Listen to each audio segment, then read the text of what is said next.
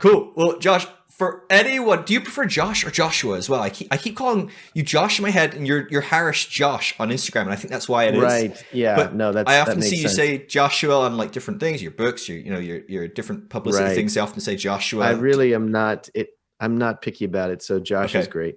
Cool. All right, good. That's probably a good one to go for because I will default back to whatever's in my head bouncing around. Well, for anyone that's been living under a rock for the last kind of like who knows how long, in this deconstruction space, most people have probably come across you. But in the off chance they haven't, do you want to give like a rough overview of who you are, why people might have known you in this space, like what part of your path makes you a bit of a icon in this space, and Oh maybe a bit boy. about what you do and who you are outside of Sure. that as well, just in general. Right. Well, I grew up in a Christian family, and my dad was a well-known homeschool leader and speaker back in the 80s and 90s in the States. And so I kind of followed his path and got into speaking, and at a really young age, relatively young age, Mm. got into writing. And so I wrote a book called I Kissed Dating Goodbye, and that is probably what most people, if you were in the evangelical subculture in any form, would be aware of. And Yeah. so that book was a big part of my ideas about sex and dating and romance. And I went and spoke at conferences and wrote follow-up books to that, was a pastor for a long time. And then in the last 5 years or so, so much of my life unraveled and changed in really dramatic ways. Mm. And this isn't the path for everyone. I wouldn't recommend it to everybody, but in my particular case, I was pretty public about those shifts and those changes, especially because my marriage ended, and we wanted to be the ones that shared that instead of that coming out in some sort of back channel way. Sure. So yeah, I mean, without really expecting or trying to, I think there are so many people, as you know, who have walked a similar path of changing beliefs, going back and questioning and reevaluating the way that they lived and the way that they approached faith and the way that they Mm. thought. And I'm just one of those people. But because of my writing, that change got a little bit more attention, and it's led to some amazing connections and friendships. And for that, I'm really Mm. grateful. Yeah, absolutely. I can well imagine. Do you know what? I laugh because I'm from the UK, and I wasn't massively exposed to American Christianity within the UK for the majority of my time here before I moved to America. And yet I read your book. My first ever Is that girlfriend when right? I was a late bloomer. I was terrified of girls. I was quite late with puberty because I was quite ill. And then an offset of that was I was quite shy. I missed a lot of school. So I had so many barriers to ever getting to talk to a girl ever on any Wow. scale. But I remember my first girlfriend, and I was like so stoked. And then I remember she showed up on our second date, and she rocked, and in our first date she like just like pounced on me and she kissed me, and like I think I was her first boyfriend, and I always want to know what it's like, and I'm like, oh cool, this is a great, I There you guess. go. I was terrified to this make is first move, this but I is didn't have working to. well. Second date she rocks up, she's holding your book. Right, and Oh I was my like, goodness. huh, what's happening here? That's Like, quite a and I was like, this is it. This is, you made a compelling argument as a conventional evangelical Christian. I was like, you're right. This is serious. Like, we need to take this seriously and whatever. And so, yeah, I mean, I all the way, over in Scotland, totally disconnected on the whole from American Christianity. Your book right. was reaching me, and so I think that's why this has been such a big deal. I mean, there are people all over the world. It's not just within a small isolated bubble. Mm, Although I guess evangelicalism within that, or conventional Christianity is in somewhat a bubble. It's a big deal, and then I guess as well the topic of that book right. is so intrinsically interwoven with a lot of people's path as they come out of a Mm, conventional Christian model as well. that's Um, true. so I know that part of your deconstruction was specifically around that book and maybe some feedback and things. I know I've heard you talk about this, and I will say we're kind of diving in. We're going to dive in and go off quite heavy. If you haven't watched an introduction to Joshua Harris somewhere, you've not seen an interview or anything like that, I'll maybe post some links to some different interviews that you can do that on. And so forgive us if we don't give a full over breakdown of everything to do with Josh, because I don't want to belabor stuff he's gone over 100 times probably. But can you talk to me about, you wrote that book so young, right? What age were you? 21? I was 21. Yeah. Yeah. Wow. I mean, I was probably about your age while I was reading it. That was maybe a couple of years. I mean, barely. And it is fascinating, that dynamic. Can you talk about that dynamic of growing up and feeling so confident about something? I mean, everyone's confident at 21, right? But feeling like, oh no, I've got this. I've got something really important to say in this world. I'm clear about this, and how you went from that sort of confidence of knowing I know all about this kind of important topic of sex and marriage and dating and courting, to unraveling somewhat and realizing, oh shit, maybe not entirely. Can you talk a bit about that, kind of what arc that took, or how you kind of went from right through to whatever letter you're on now? It was a long journey. I mean, it's 20 years after that book was written is when I finally started listening to criticism of it. So it took me a long time. I was deeply entrenched, and I ignored a lot of voices, a lot of people who were raising these questions, and online, having the conversation that would become what we talk about now as a critique of purity culture. Yeah. I think when I was young, there was just so much idealism, and there's so much energy. And I would say, for me, the self-righteousness of, what, we're the new generation. We're going to take all this seriously. Where past generations of Christians have failed, we're going to be, committed. And so there's this mix of both guilt over, struggling with lust, or having done things with my girlfriend that I then look back and say, well, I wasn't supposed to do that. And this strong message of, here's what God wants in your life. And so the topic of sex is just one part of being a human. But in that particular day and age in the church, it was such a huge focus in terms of the youth being indoctrinated about the importance of saving sex for marriage. So it just took on this huge, kind of role in my thinking about my relationship with God, my way of measuring my relationship with God. And then when I kind of had my come to Jesus again moment of, I want to be serious about my faith, that was the area that I needed to conquer, that I needed to submit to the Lord. And so I just threw myself into that with this sense of righteous, a righteous cause. Like I want to call my generation. I was zealous, and I was building that on the kind of authority of the people who'd come before me. So I was standing on Elizabeth Elliot's shoulders. I was standing on the shoulders of my parents who'd been communicating these ideas about courtship and, all these things. I was standing on the shoulders of Josh McDowell, who'd written about the importance of sexual, purity before marriage, all these things. And so with all that behind me, I had this sense of confidence that anyone who disagreed was really just not taking faith seriously enough. Right. Yeah. It's such, it's such a huge, we talk about Christianity as an echo chamber, but it's a huge one. Do you know what I mean? Like for every person I bet that you came across that would have critiqued you, you could have found out thousands of Christians that were going, this is the best things. It's like, it's not the easiest, world to pick up on criticism, or to realize that the criticism is potentially even that reasonable or that, valid, I guess.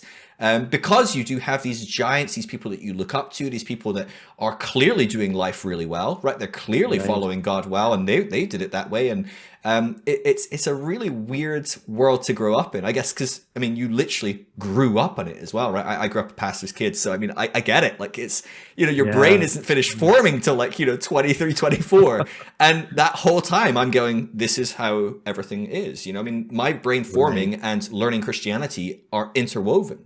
And exactly, that's a lot to be brought up in. Well, And and I to then think be a thought leader in the midst of that as well, right? And no, that's a really good point. And at least in the church settings that I was in, there wasn't this um, understanding or teaching about the historical faith, all the different expressions of it, and so right, on. So you didn't even get a sense of within, our bubble, there are different ways to think right, about it. It was our way of thinking is the best way, the only way, and no sense of really place in history or ways that other factors in culture yeah, and politics were actually driving a big part of the conversation and the urgency. I remember one of the people at the time who had a word of caution was actually the pastor of the church that I grew up in. I was best friends with his son, Stu Weber, who was a big Christian writer and leader and part of the Promise Keepers movement and those types of okay. things. And he said in a kind of offhand way when I got this book deal, almost under his breath while he was walking away with his wife at an airport that I ran into him at, he was like, I don't think people should write books before they're 40. I remember being so just like ticked off by that, like, you jerk.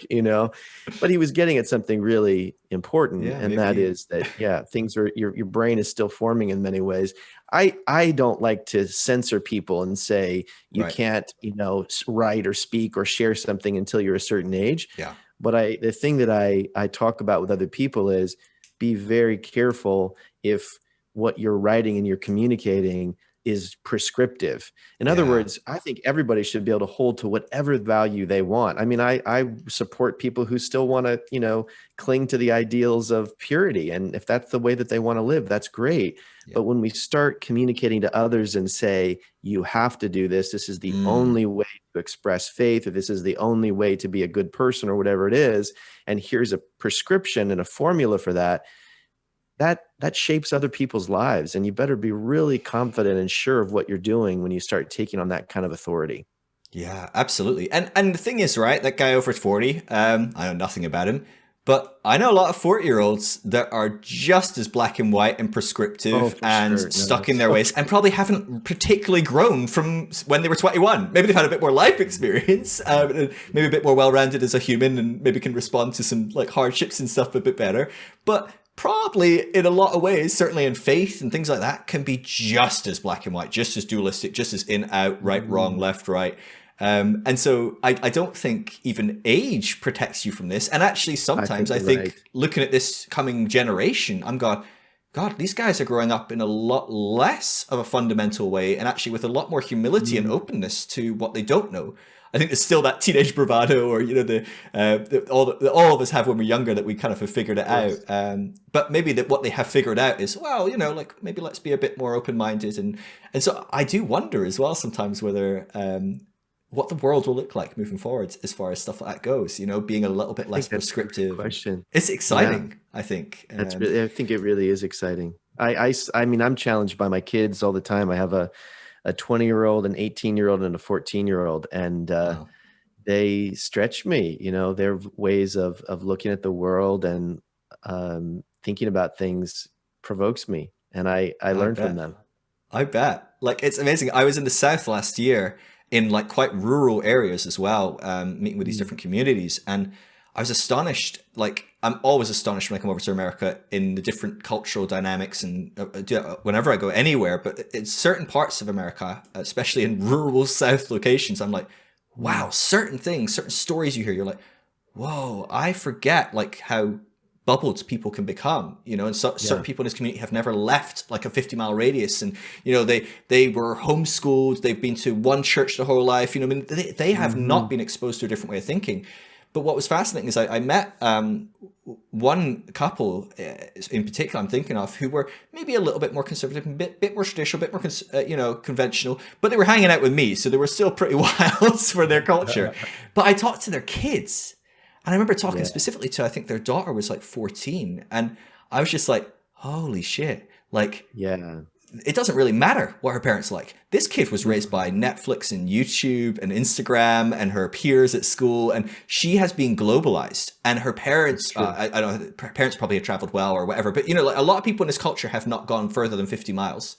And yet That's this so girl true. has had a broad, expansive exploration of the world from her iPhone. you know.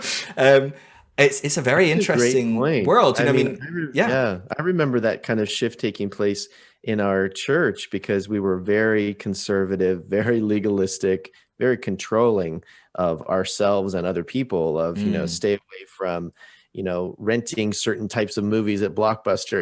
There was a sense in which yeah, you could go and choose which videos you rented, and you might run into fellow church member there, so there was hmm, this built-in accountability, and all this, so funny, was just blown away by the advent of the internet and the ability to, take in different ideas and content without anyone else knowing, which, right? broadens your mind. Yeah. It begins to open up the world to you. It's exciting. So, I mean, what was it that started to kind of, was it having kids, being I mean, you were a pastor, right? I mean, you're it's got to be quite stressful to be a pastor or stuff. I always think like Mm. I'm always fascinated because I've never been personally responsible for people as a pastor. I was an itinerant, right? So I go into people's churches and like ruin it and then leave. I'd say something crazy, and the pastor's like, "Oh Jesus, I'm gonna have to fix that now." But I never had a little group that I was like, I've got to protect these people. I've been on leadership teams locally and stuff, but not to that degree. And I can Mm. imagine that shift and that openness to globalization, that ability for you to say, "Look, guys, hell means there's a place that you go. If you don't say this prayer, if you don't tick this box, you're going to go there forever. And that's just the way it is. It's what the Bible clearly says." It Mm. must have changed for you at some point where people could pull out their phone and while you were still saying it, quickly Google and find out that ultimate Mm. reconciliation or annihilation or whatever, where different theologies were possible, and go, "That pastor's talking crap." Like Yeah. he's just giving me one Right. idea out of a few. Or did you see that transition as you were as kind Mm. of the internet was becoming more of a thing, as social media, when people were like Right. just exposed to groups of people that thought differently within the same tradition, right? So like you're saying, it's just this broader orthodox view within historical Christianity. It doesn't even have to Yeah. be Oh, that's a a good heresy or question. anything. Yeah. Well, I think that our church was a very hierarchical. The movement that we were a part of was very controlling, very don't read certain authors, stay away from certain people. So there were tight boundary lines around people. I Mm, mean, the kind of mentor and founder of of the church that I pastored at, used to call the bookstore the world's greatest bookstore, and he hand selected every yeah. book in there. And you would only find the approved authors. You would only Wow. find the approved theology. So in many ways, we were insulated from some of what you're Yeah. describing. But what I think, I remember when Rob Bell wrote his book Love Wins, Mm-hmm. huge explosion in the Christian world. Right. Um, and that was because someone who was somewhat in the camp. Now, Right. Rob Bell would have been viewed with massive suspicion in our circles, okay? Because he's kind of, he feels a little liberal. He Right. talks about things and he asks questions that were uncomfortable. Yeah. But But his he is Love bringing Wins these book, youth in, oh right? yeah, When oh we yeah, show he us makes Numa it. videos at youth group, like they do like it. But isn't that the reason there was so much backlash, right? Yeah. Because he was someone who was bringing these questions about, hell and so on, and that whole theology. Mm, And there, he basically had to get pushed out of the camp. And I was one of those people that was like, farewell, Rob Bell kind right. of attitude. Um, and and so I think that was a moment where you start seeing, wait a second, there's a whole generation, there's a whole group of people out there that are resonating with this. They're not happy with this. Yeah. They're speaking up on Twitter in defense of Rob Bell. It's not Right. enough that just the leaders on high say, don't read this book, and here's an alternative book that shoots it down, kind of a thing. The other thing, though, that I think your question is really insightful. In our denomination, it was the internet that allowed people that had been affected by our bad leadership to Mm, begin speaking up. And so that was on anonymous blogs where, 30 plus years of a movement with hundreds of churches, you can control your local church. And, somebody comes and has a complaint, you deal with that so that nobody else finds out. You kind of push them yeah. out the door. They ask questions about theology or why can't women be leaders or any of those types of things. And you just usher them out. or people, realize this is an unhealthy place, and so they leave, and you just kind of keep the people in place that are Right. still You can there, even right? control the narrative of why did that couple go, oh, well, we had a few Absolutely. difference of opinions. They decided a different place Oh, was for people them, are or slandered all nice and over the easy. place. That person's proud, that person's arrogant, that person, doesn't hold to the gospel, Mm, whatever. You say those things. The internet allowed all of those people who had been negatively affected to begin sharing their stories. And they started sharing terrible stories of, sexual abuse being mishandled, wow. things being handled in a bad way. And I was a part of some of those things. One of my biggest regrets has to do with failing to report something when a family brought something to us. And Wow. we had to walk through a process of apologizing to our church and, walking through a real learning process. But those kinds of stories by the dozens and the hundreds, were able to be featured on these blogs, which allowed people to Mm, say, wait a second, I'm not the only person that experienced this. Wait a second, there should be accountability. And so I think that's an example of what you're wow. describing. And part of our church movement imploding in many ways, there being, massive division, splits of the movement, splits of the churches related to how to respond to this new dynamic. And some of us were saying, you know what, speaking as back then as a Christian, we need to repent. We need to humble ourselves. We've gotten some things wrong.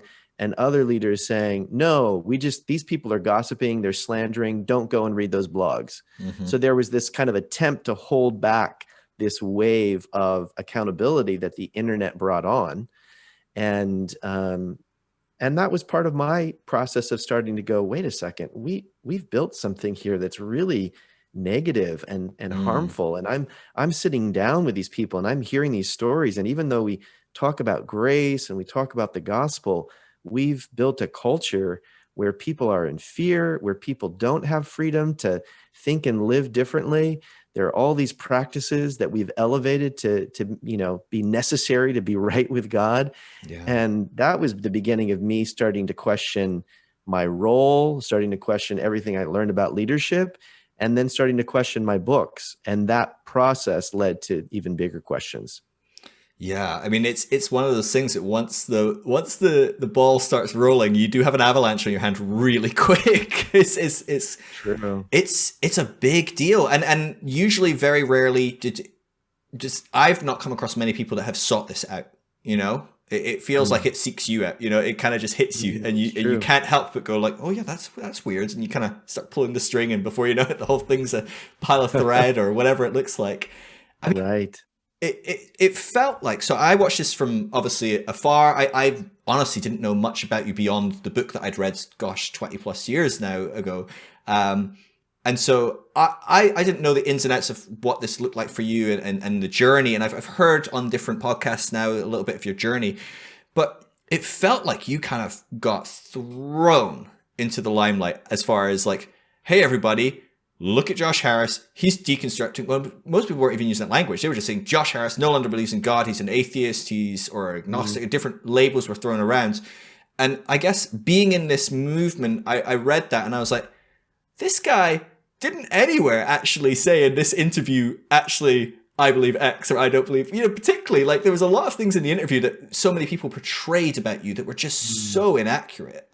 They might have actually been accidentally accurate, maybe. That happens for sure when people go, oh, this guy's this. And you're like, oh, yeah, probably actually. But did you feel as you transitioned in that process that you were kind of, your hand was forced in a way, like as far as like how you then had to control that narrative, put it out. You had to become a bit of a Mm, spokesperson for this. Did mm, you intend to do that? Because I know you mentioned you wanted to kind of get ahead of this. You wanted to talk about it, maybe for the sake of mm. your community, for your family, for your Right. relationship. But I mean, you also have your own stuff going on, right? I mean, you probably didn't Sure. intend to become explicitly a big voice in the deconstruction movement that people look to for advice and for guidance and for commentary. But you became that really suddenly overnight, it feels like. Well, I there's a lot of kind of backstory to all those things. One thing I would say is that when it became public, when I first communicated, my faith has gone through a massive transition. I can't even say that I would call myself a Christian. That's all that I was ready to say at that Hmm. point. Um, I talked to a number of people who I really am grateful for. They encouraged me, lay low. Like people were instantly wanting me to kind of take some sort of role or be kind of a gathering point for things. And I just felt that it was really important for me to listen, to learn from others, and to respect the fact that many other people had been on this pathway, on this journey, and they were better voices to kind of help and encourage other people. So Mm. I have tried to just play a part of just honestly sharing the things that I'm dealing with and that I'm grappling with. And that's been really a kind of good space for me to be in. Mm. And you've have talked to so many different people that are at, deconstructing in different forms, and Yeah. you've done such a great job, I think, giving a common language and an understanding of the breadth of what that can look like and the diversity of what Hmm. that can look like. um, I shared publicly that I was going through that, and I don't know that I would recommend that to other people. Right. I think it creates a tremendous amount of pressure. I think it creates a pressure to try to find a new identity quickly, like, well, who are you? Where do you fit? That type of thing. Hmm. I think the reason that I did that is because I just felt I was so tired of people assuming something about me. I didn't want there to be this gap between who I really was and who people thought me to be. Yeah. And just by the nature of the life I'd lived and the books I'd written, there was a public persona. Yeah. And so when my marriage came to an end, and we just decided to share that because we knew it would get out, because of Ike's dating goodbye, that was going to get out one way or the other. Immediately after that, there was this onslaught of people making judgments about why that must be, and all the like the Christian justifications or excuses for Hmm. getting divorced, which begin to come into play with me. People just making all these speculations and doing all these things, and I was at this place where I did not want to try to justify, defend, explain, get into theological arguments. My thinking about my LGBTQ friends had completely changed. I wanted to Mm. affirm and support them. I wasn't interested in trying to get into a theological debate with people about why I wanted to do that. And I think I just was at this time where I just felt like, you know what? I want to wipe the slate clean. I don't want to be living under anybody's expectations. And so I just came out and said, look, I'm not even trying to play according to these rules anymore. I'm not Right. even calling myself a Christian. And in the kind of one fell swoop said, to all my gay friends, I'm sorry for ways that I've taught things and said things that were oppressive to you. And I Mm. affirm and celebrate you. And that was just kind of my way of being like, peace out, guys. Right. Yeah. Like, Yeah. Yeah. please leave me alone, Yeah. evangelical world. Please do not Um, quote another Bible verse at me, expecting me to be like, yeah, "Wow, oh gosh, I better change." exactly. And so, you know, in my own life, that was not this final statement of I'm not going to ever, be a Christian, appreciate Christian viewpoints, or whatever. I view myself, I like the phrase unfolding. I'm still unfolding. Mm. And I want to give myself the freedom to grow and change, and even listen to, I've got progressive Christian friends who have a completely different way of looking at faith. I'm not there, but I want to be open to those thoughts. I want to be open Yeah. to understanding other religions. I want to be open to, what it looks like to live a moral and joyful life as an agnostic or whatever. I want to be open to all Mm. those things and curious and compassionate towards other people. But I kind of needed the space to just say I'm out in order to do that, Yeah. because I think I was in such a place of there's only one way to think about this. Everything's black and white, that I couldn't even go on that journey while trying to claim to be in that camp anymore. Yeah. And I was just exhausted by it. It's utterly exhausting. I mean, of course, there's those two kind of perspectives of coming out and not coming out and kind of tiptoeing along, and everything in between, right? There's a myriad of Right. different ways to navigate that, and And there's a lot of pros on both sides and everything in between, and Yeah. there's a lot of cons on both sides for No, sure. that's well said. That's Um, so true. but it it's really, really heavy living a life where people go, you are this, and feeling you have this mask on. You can't Hmm. really be yourself. You aren't really being loved and accepted and, celebrated for who you are, because you can't show people who you are. And so what they love is the old you that isn't really who you are anymore. That's true. It's a lot, right? It's, you get home and you're Mm. like, gosh, I feel utterly deflated and empty and a bit like isolated in my own thriving community or whatever it looks like. I mean, it's a lot to Yeah. do, and I think I've got a lot of sympathy for people that go, yeah, I need to rip this bandit off because it needs to happen, and Mm. I think there's a lot of really good reasons to do that. I'm intrigued. So this is something that fascinates me. So of course, of course, evangelicals hear this and they're like, well, obviously you stopped reading the Bible enough, or you're never Christian in the first place, or whatever, right? All No. the Right. amazing lists. But Yeah. I'm intrigued by how did you was there a voice from those that had been your detractors over the years of going, ha, that'll teach him, or any of like, was there a voice from those that had been your ardent enemies over the years rather than your ardent supporters? Was there some sort of response that you came across? Was there a celebration of like, oh dude, I'm really happy for you, you've kind of woken Mm. up to what we've been saying from the outside for a while? Or Right. because obviously a lot of us know what it's like from the other side of it. We all know what Christians are going to be like, mostly because we were those Christians, right? We were the ones that were like, they never really believed, or look at them backsliding, until it's us, right? Yeah, it's But it true. must have been interesting. Did you perceive any of that? Was there any of that as a dynamic, or maybe there wasn't? But I'm intrigued as to if there was You any of mean that. you mean in, the response from people who had been critical of me, Yeah, yeah. how they responded when I changed? Sure, yeah. When you maybe came out, or maybe when you announced your marriage was Right. kind of dissolving, like whatever that might have, different stages, I guess, or different parts of that Yeah. that story. But was there a voice from those kind of people, that camp? That's a great question.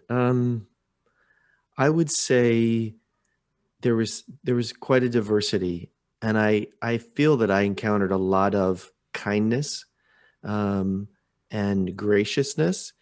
I think people in the LGBTQ community in particular were very kind to me, and I think they uniquely understand Mm, the idea of being true to who you are, uh, literally coming out. I mean, that's the yeah. term that we think about for with someone who owns that part of who they are. They could understand that, and they could understand the cost and the sense of fear and the sense of, am I going to be alone now that I'm Mm, being honest about my shift in faith. So that was something that was really encouraging to me.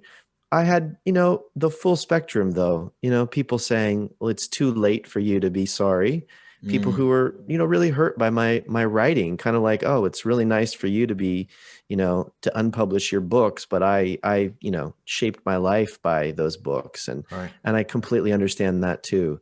Mm, So I've had a lot of really meaningful interactions with people at a lot of different places. But for the most part, I would say there was a lot of grace, and like you said too, there was also people who were getting very nervous about the pathway I was on much earlier on.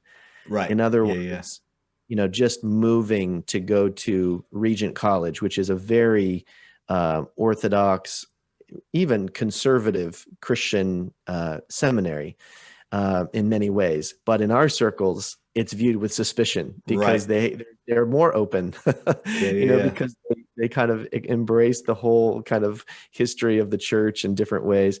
And so I remember people writing me like, "Oh, I'm really surprised that you chose Regent." And people in like John MacArthur's world saying, "Oh, there, Harris is he's already basically Right. off the tracks already. Yeah. They were already They've got their calling that." tweets ready to punch. Oh yeah, they're ready. That's it, And so, Regent, man. You guys are Regent. You're off. You're going to oh my deconstruct, and goodness, oh my goodness, which is laughable, which is really laughable if you know in Regent and that Regent. context, of course, Yeah, definitely. maybe not so much, But but in this but I would context, say it suddenly too, is. like when I started questioning the book, the very Mm, act of engaging people and apologizing in certain sections of the evangelical church is viewed as weakness. Yeah. And it's viewed as weakness, which is viewed as tied to liberalism, which is viewed as, 2 steps away from apostasy. So when I came out and said my book was wrong and these different things, red lights are going off for those people. Mm-hmm. And then when I came out and said I'm not a Christian, I affirmed my gay friends. They were writing things like, "Oh, he's going to transition. He's probably going to, probably going to come out as gay, or he's going to transition to be a woman," and all those types of things. I remember reading these articles and seeing those headlines. To those people, I would say, yeah, maybe just stick around, right? If that would make you more angry, I might consider all those options. I know, right? An April Fool's maybe. It's really sad though. I mean, that was the world that I was in, and I have a lot of grief when I think about how I treated people and the posture that I took. But then I also have this compassion because I remember the fear and the fact that the scorn and the, kind of get away from us kind of mindset was out of fear. It was a fear of what did that person do wrong that they got to a place where they would doubt. One of my best friends, I remember him talking to me and he was like, I've just been worried with everything that you're doing that you're going to be like the next Rob Bell. That was his kind of, like you're going to go off the tracks. Right. And then there's the fear of, if I hang out with you, then your questions and your doubts are going to rub off on me. Is it contagious? And so you're just terrified. Yeah. And that, I mean, it makes sense, right? If you live in that very black and white, very rigid kind of structure where, well, this is the truth. Right. So you wrote that book, and the reason it was popular is because it was the truth. This lines up, right? In a way, you had said a lot of amazing things in new ways, in very accessible ways. But it was what that group had been believing, certainly for a couple decades, really pushing, with the moral majority and the shift towards a lot of purity and stuff. And so, of course, you're basically writing scripture when you agree with everyone, right? So you're like, that's great. Right, yeah. And so you're making it accessible, but this is basically what the Word of God says somewhere. We're not sure. We've not found the right scripture to quote yet, but it's in there somewhere. And suddenly when you say, well, I made a mistake, what you're saying is there's something about this immovable object in truth that is wrong. Yeah. So it's not just, there's no room for someone that's a leader who's been teaching the absolute truth that is immovable, infallible, absolutely black and white. There's no room for them to make a mistake because it's not some dude who made a mistake. It's them critiquing the rock solid, orthodox, black and white, in or out dynamic. If you're saying that's wrong, well, are we all going to hell? This is, I mean, there's huge existential fear and dread and all sorts of stuff coming up. I guess I'd love for you to talk. I was just, if I could just jump into please, what you're saying there, please. Because this is one of the reasons that I'm often hesitant to use the term cult to describe different churches, because I think what it does is it lets all these mainline evangelical churches off the hook. Mm-hmm. In other words, people who have been really hurt by churches often want to say this church was a cult, which is a way of saying that it's, high control, and, it's very accurate if you want to get into the terminology. Right. But I think what it often does is it allows all these churches to say, oh, well, that's just a cult over there, or let's just write them off, or that's just, oh, that's just Josh Harris. He was young when he wrote that book and he made those mistakes. And it keeps them from saying, wait a second, this is the way we do church as well. Mm-hmm. These are the ideals that we had been promoting. These are the things that we had embraced. And it keeps them from actually doing that reflection and deep, kind of analysis of themselves to say, we are cult-like, we are controlling, we are built on a really faulty foundation. Yeah.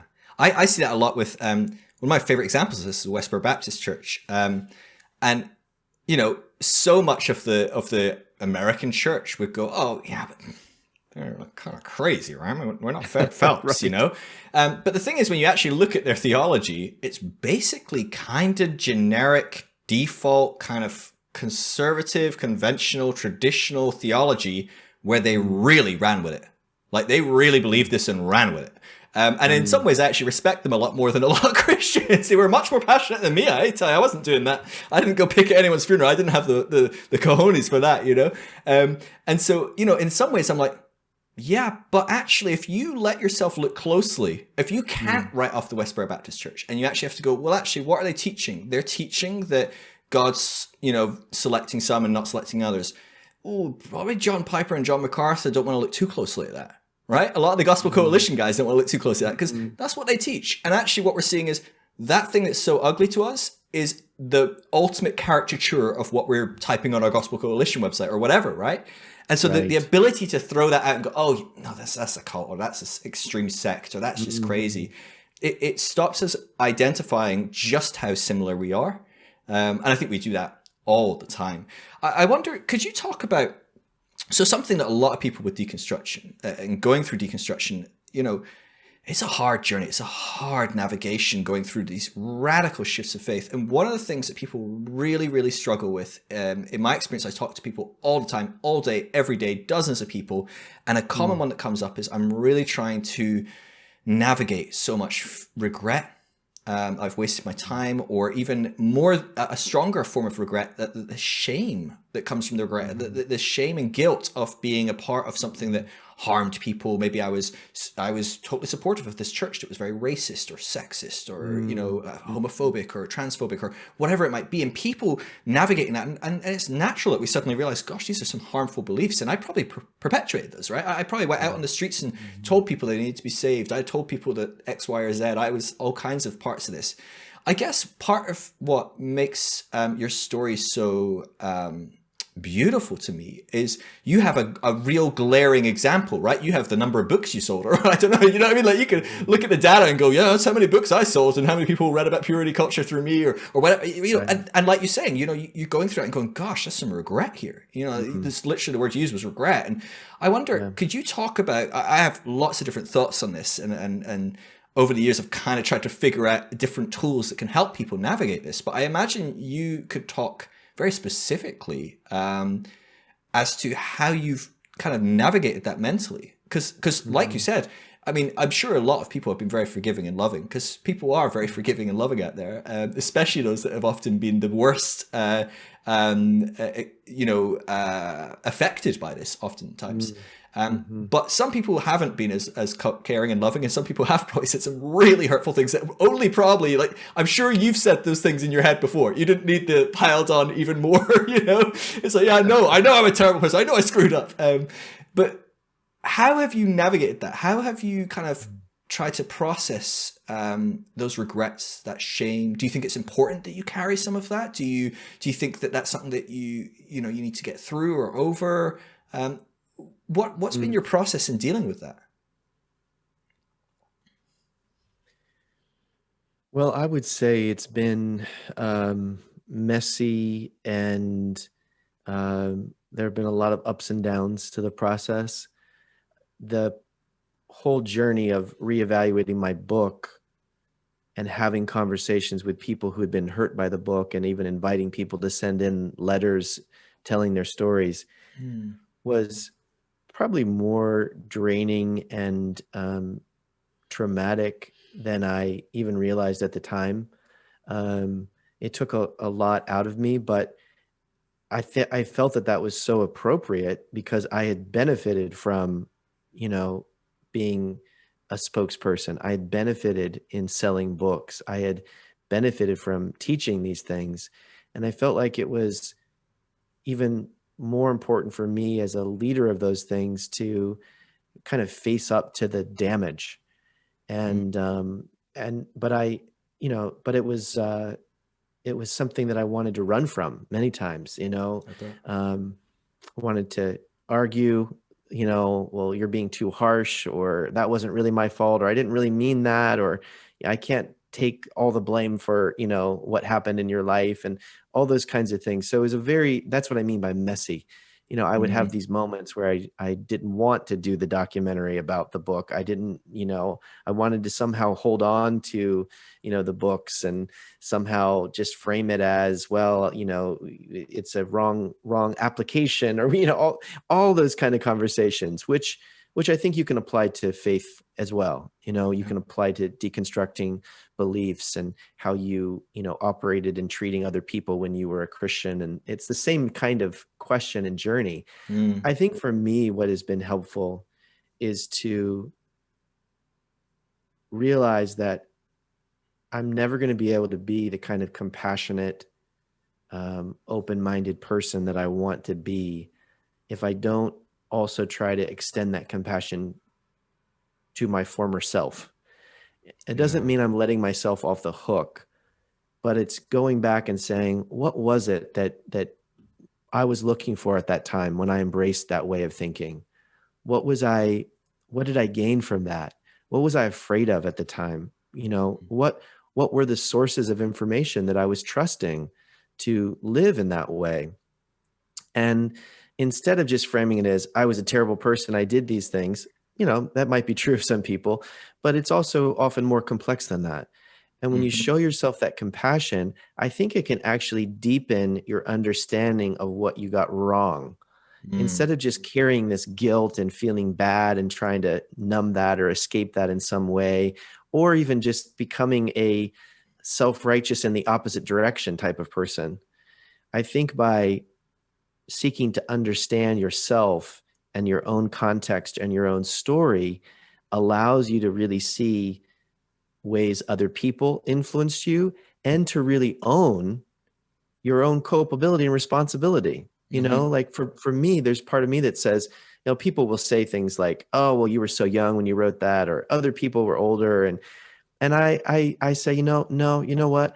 I was 21 years old. I was an adult, and I wanted to be a spokesman. I wanted the fame. I wanted the notoriety. It was all for Jesus, of course.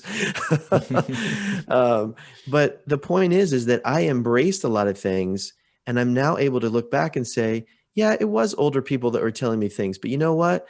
I wanted a context that gave me this kind of certainty so that I could look down on other people. I was scared of living in a world where, yeah, maybe there's not one perfect answer. And so I found my way to a very, controlling, legalistic kind of faith. And I made myself at home there. And so I need to be able to own that about myself so that I can actually grow and change. Yeah. And so that I could admit where I was wrong, and so that I'm not, taking on blame that I don't need to take on, and that's, to me, that is human. In other words, we're never going to establish some kind of perfect system or structure where we don't make mistakes and we don't need to grow and learn. And I want to try to be a part of helping to create a world where people can admit they're wrong and grow in whatever direction, and not feel like they should cease to exist as a human being because they see that. Yeah.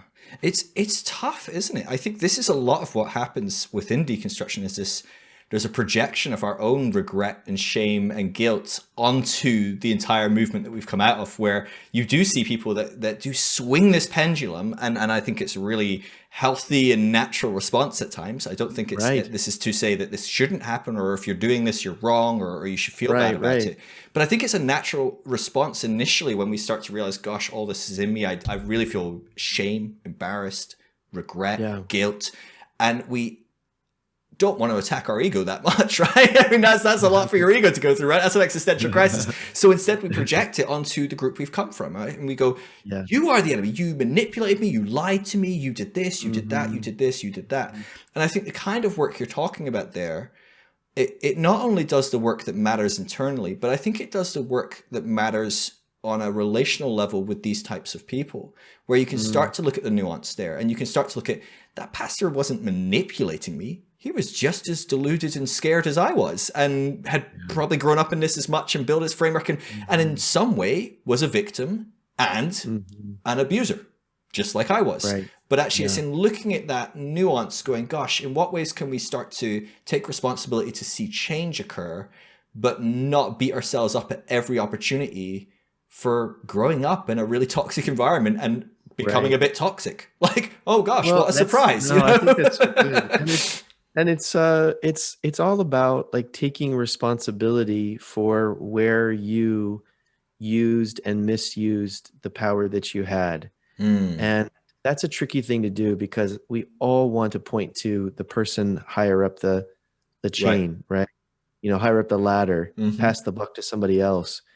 And yet, and there often is someone that we can say, I wish that you had been a better leader. I wish that you'd not, you know, taught things this way. We all have parents, right? Right. But then we also, at least in my case, I'm also a parent, so I God can forbid you point. get held to that standard. Well, and I have to own that. That's where I have to own I had authority as a pastor. Here are the things that I really got wrong in the way that I use that authority. I Hmm. had authority as an author, just by writing a book and presenting it as being in line with scripture. I had an authority that I now really regret in the way that I use Mm. that and the way that I taught other people. I had authority and power as a parent, and I have these conversations with my adult kids where I'm having to own things like they don't need to hear me blaming, well, my mentor, he taught me this and it's his fault and blah, blah, blah.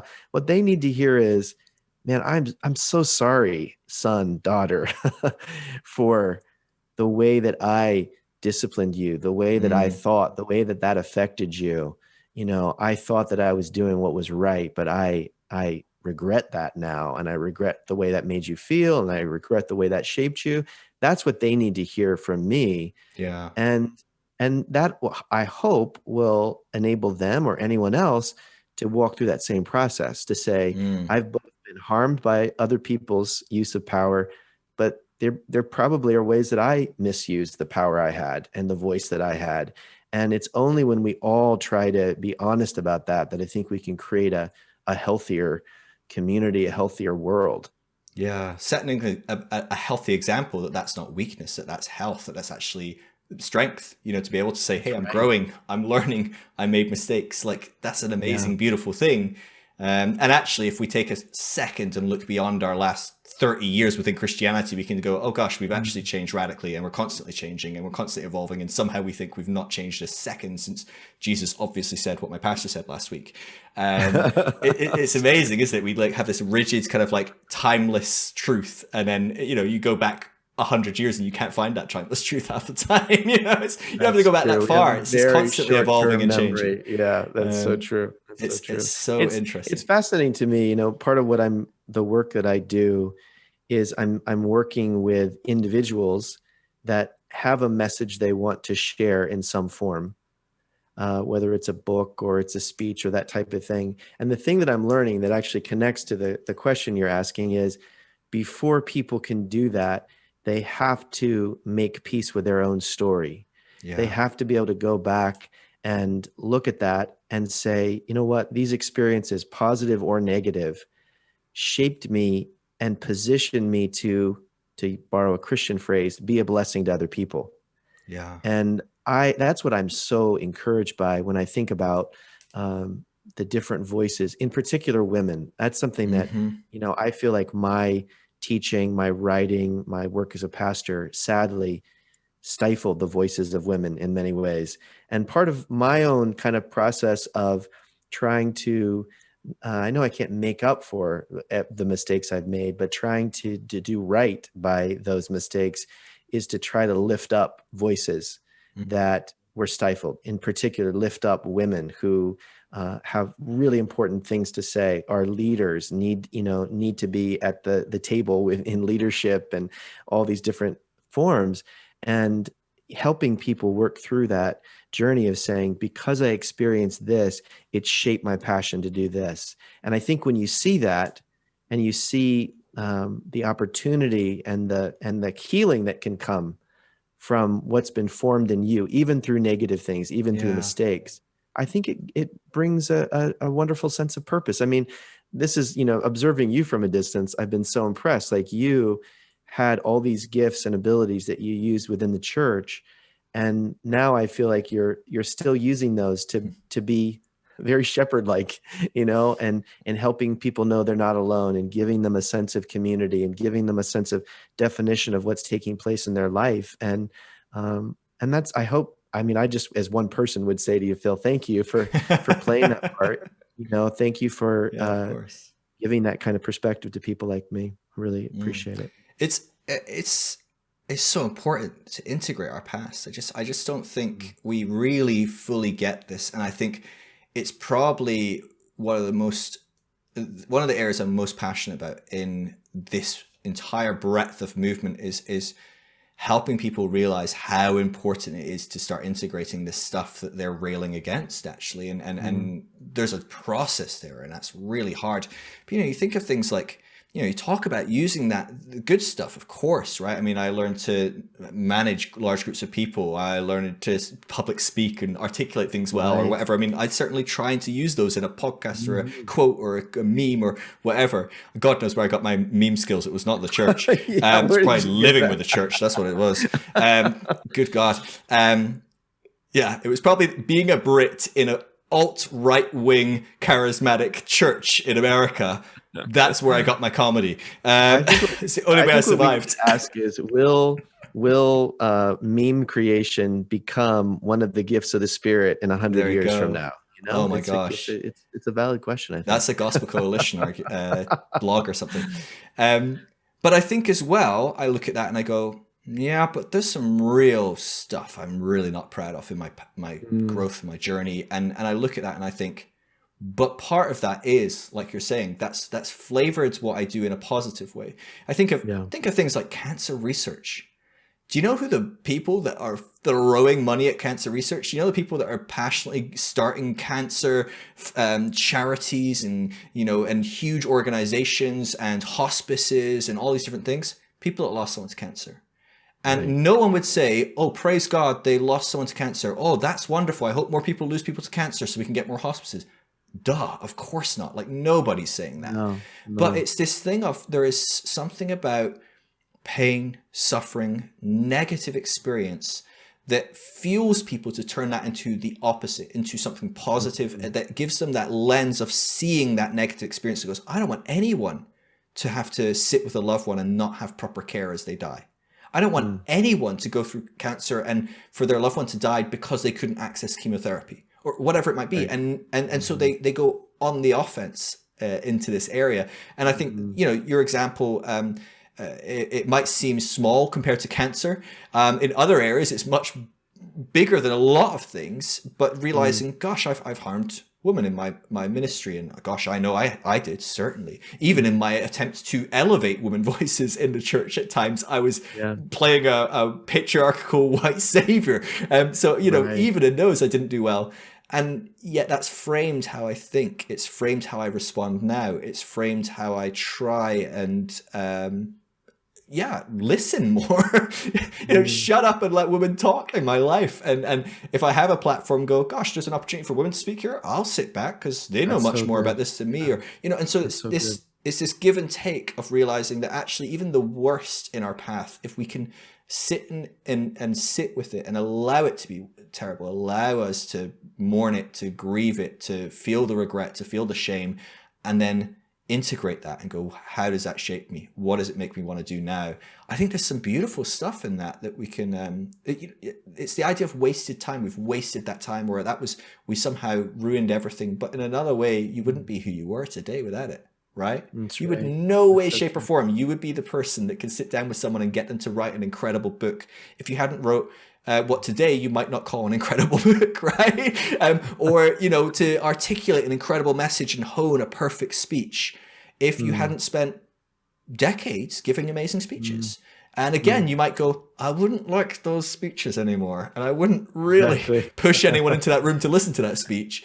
But I did really learn a craft there. And I can use that to do the exact opposite now, to bring love, to bring inclusivity, to bring whatever it might be. So I think that's really beautiful, Josh, and I think what you're doing is really beautiful. I really appreciate it. What do you think? We'll wrap up now, but because I know I want to be sensitive to your time, but do you have thoughts on what's happening right now? Because it feels like deconstruction, we're probably going to be about a week and a half late on this topic, but this is the first time I've had a chance to talk to someone about it. Do you have thoughts on the current kind of explosion of people trying to talk about deconstruction that really probably don't have a place to?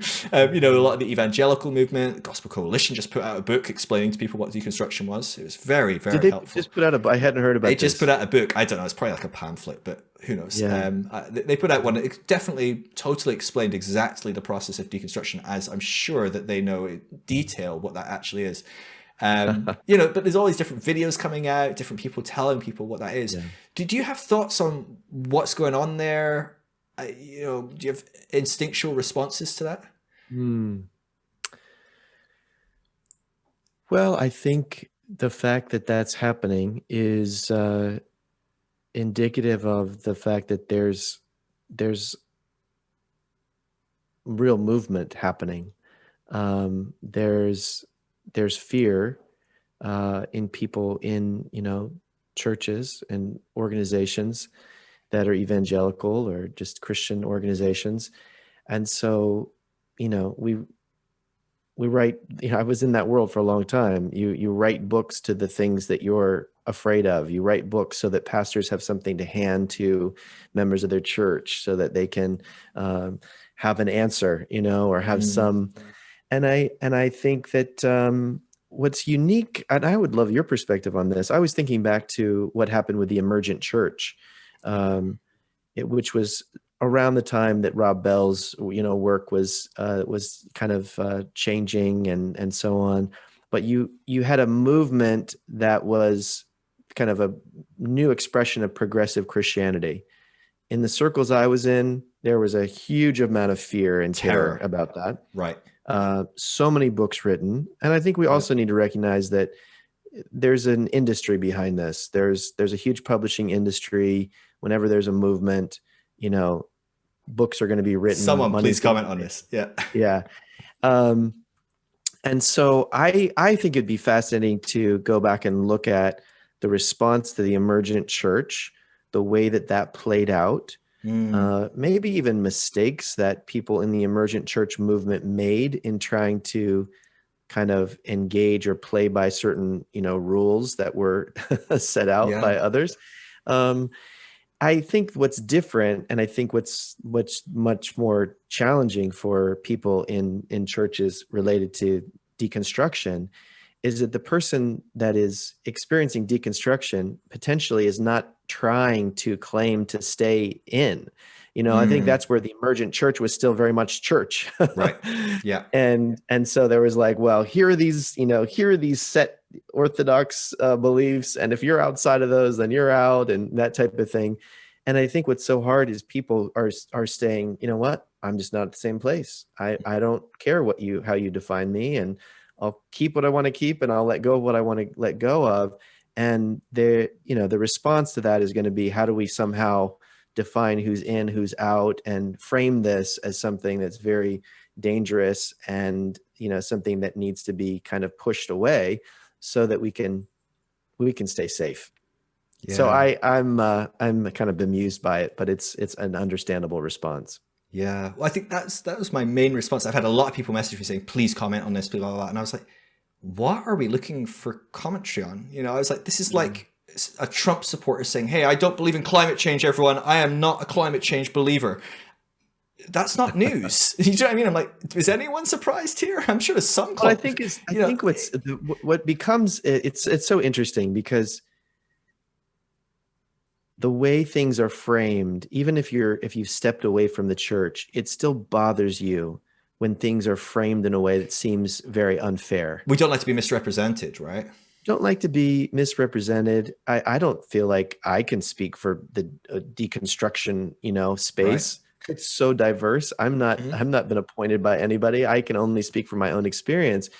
But you know, I think when you read an article or a book that's written about this and that type of thing, it kind of triggers all of the personal interactions you've had, the friends that said, "Oh, I'm really worried about you," or they, hearing that someone saying, well, he or she was probably never really a Christian, all those kinds of things. And so I think that's where the trauma can come for people that are outside the church or are questioning or in a different space.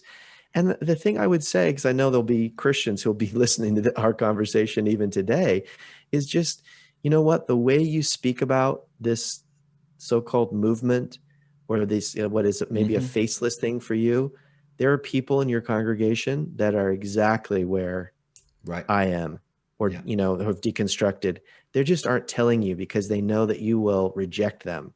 And so the way that you speak about those people, they're going to hear, and they're going to hear the tone, and they're going to hear the judgment and self-righteousness. And so, listen, if you really believe in the tenets of Scripture and God's, omnipotence and power and all those kinds of things, then you don't need to react with fear, hatred, manipulation, scrambling to control or abuse people that are not on your team.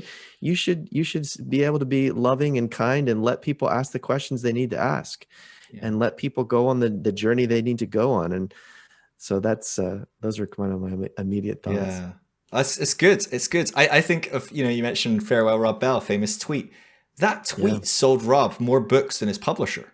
I don't think his publisher could have matched those numbers. Like, John Piper hooked Rob up with some book sales there. I mean, that was one of the most viral tweets I could ever remember.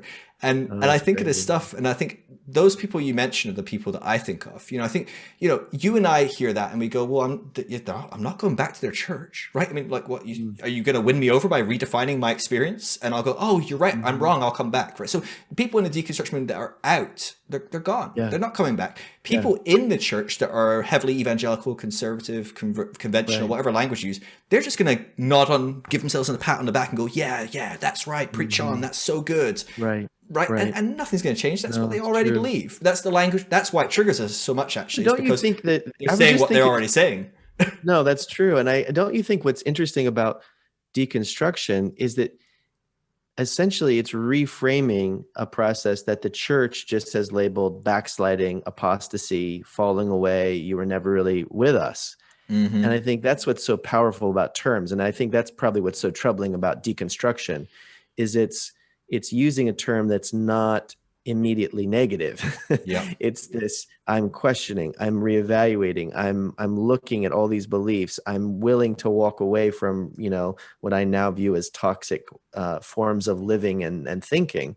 And so I'm just curious for you, like, how do you think deconstruction is being reframed by the church or talked about in a way that's unfair? What are the things that you're seeing?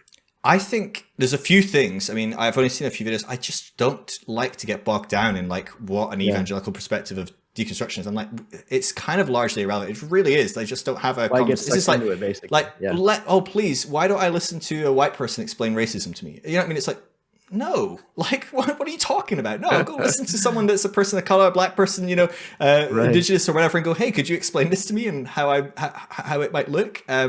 And so I think that's a big factor. So I'm not well versed in this, but I have watched a few videos people keep sending me and things. And honestly, for the most part, they just are telling people it's something completely different than it is.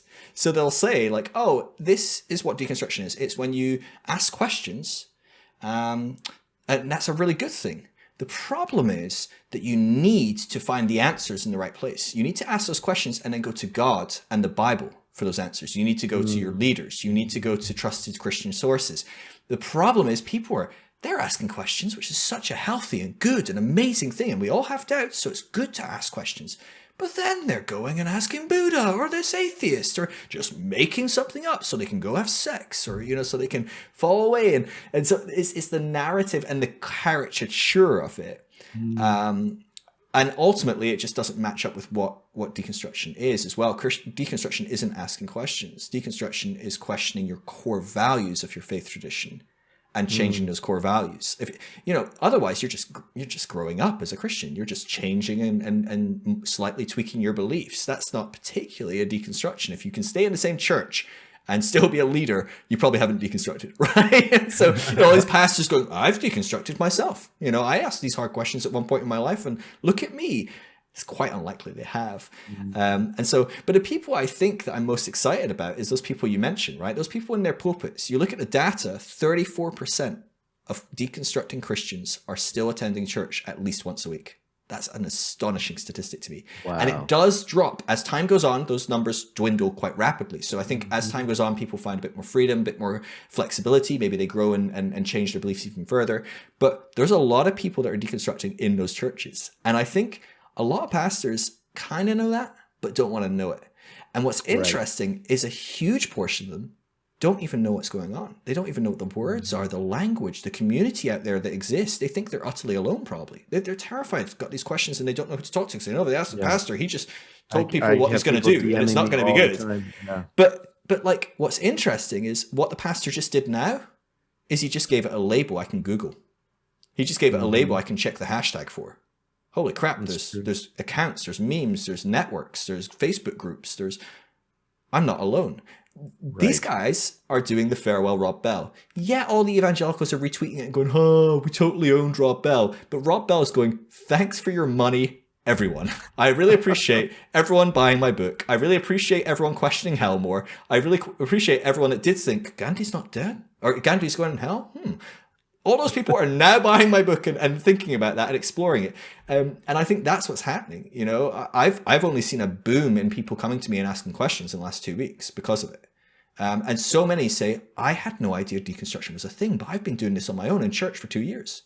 And it's only because all these people, all these leaders are making videos or whatever. So I think it's an exciting opportunity. And I think it's the problem of you have to talk about it when you're scared and you have to try and demonize it, but you're only going to push a bunch of people towards it. And everyone else, of course, your conservative, terrified grandma is going to not like deconstruction. Like, that's not going to be surprising. This new video isn't going to make her, it's just going to make her agree more. It's not going to make her change and like it less. They're just going to be like, oh, now I have a word for what I don't like. Backsliding is deconstruction, or however they frame it, right? Right. But yeah, I think you're right. And I think what's interesting is in deconstruction, it's a positive momentum. The label is not a belief. It's a movement away from a certain belief. And so Christianity needs that hard belief to believe in, right? We believe X, Y, and Z. And they like other groups. They go, oh, and Hindus believe X, Y, and Z. And Muslims, well, they don't believe X, Y, Z. They believe in B, C, and M. But they definitely don't believe the same as us. But, they like that hard, fast, simple thing. And so that's what's so funny about it is these conversations about deconstructing Christians. This is what they believe. And it's like, good luck. Have you seen the data on this? Deconstruction Christians are a mess. None of us agree with anything. We can't agree on anything. We all believe all sorts of different things. There's Christians and there's agnostics and there's atheists and there's, and even in that we all disagree. And so I think it's really interesting the language for deconstruction, or at least the general understanding of deconstruction, is we all know that our commonality is not we believe the same thing. It's that we're on a similar journey. And our journey is we're coming away from something that harmed us, that wasn't healthy, that couldn't provide the answers. And we're all seeking out answers together, quite comfortable that they might be different. And I think that's quite a beautiful thing. I think that's evolution, it's growth. But yeah, it's exciting. I think we're in an exciting time. We really are. I love that. I love that perspective. And I think you're so right about the idea that when institutions become self-protective and they start trying to label and demonize, they end up drawing more attention to the very thing that they're so afraid of.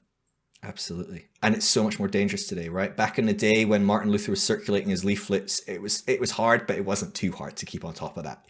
Before then it was really easy. We didn't have a printing press, right? It was like one guy frantically writing leaflets. True. Luther's printing them off. Well, now they're like, geez, it's like in everyone's pocket, right? Whatever you don't want them to know, it's in their pocket and it's the top search result on Google. And so it's just, it's game over for the misinformation and things like that. And so, yeah, it's exciting, really exciting. I'm glad that as people do seek these kind of things, as they search them out, they're going to come across people like yourself. They're going to come across people like me, and a whole host of amazing people out there that are doing this. So many And good voices yeah, out there. it's really exciting to see, and for people to know they're not alone, and they're joining a huge movement of people that are asking good questions and coming up with some beautiful answers. Josh, I Well, really I'm really appreciate you. looking. I really love this conversation, Phil, and I look forward to a post-COVID world where the amazing community that I see forming around people that are on this journey can actually meet up in person. So Yeah, I we hope all we need to can get together and have a share big that hangout. someday. That's right. That would be awesome. Well, thank you so much. I really appreciate you taking the time. I know we went a bit over, but yeah, I hope you have a good day. Where about are you? I live in Vancouver, BC, so I'm in That's right. Canada on the West Yeah, Coast. awesome. My favorite coast, west of North America. Just beautiful part of the It's world. So beautiful. I grew up outside of Portland, Oregon, so I feel a good connection with the Pacific Northwest. yeah, absolutely. Oh, well, enjoy the rest of your day. I appreciate you so much. How can people connect with you if they want to like follow what you're doing and connect? Sure. Yeah, I spend a lot of time on Instagram, so my handle there is Harris Josh. And then my website is joshharris.com, and then they can read about my other work there. Awesome.